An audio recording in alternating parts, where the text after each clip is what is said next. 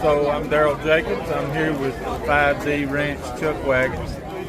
We have a wagon that we built, made a chuck wagon out of, and it's 1890s, early 1900s chuck wagon, made in South Bend, Indiana. And we use it to cook on competitions, caterings, and stuff like that, gatherings and benefits. So just to tell you some of the things that we got here. So you got your chuck box here.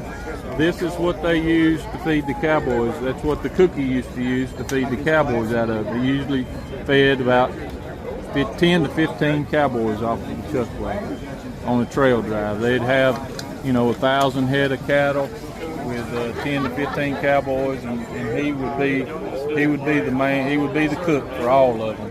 And he would use this tailgate to cut up his meat, to make his biscuits.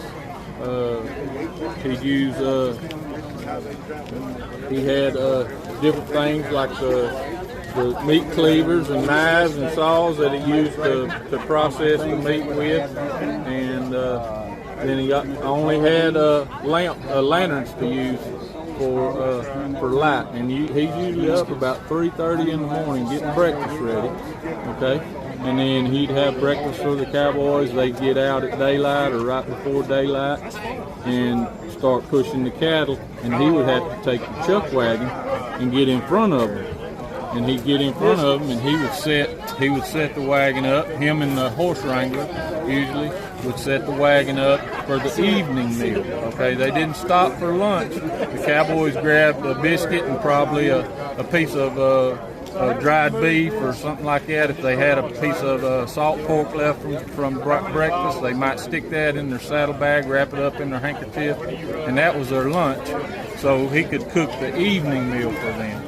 Most cattle drives, when they first got started, they didn't cook real fancy meals. They just cooked pinto beans, biscuits, and if it was a special occasion, he might make a dessert. So beans and biscuits was their main serving. That's all. But every once in a while, they'd have a calf that would maybe a steer that wouldn't be able to make it on the trail, and they'd have to process it right then, and it would last them about 3 days, before it would turn bad and spoil the meat. Okay? Now, how would you carry your water?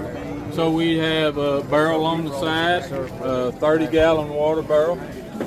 30 gallons was made to last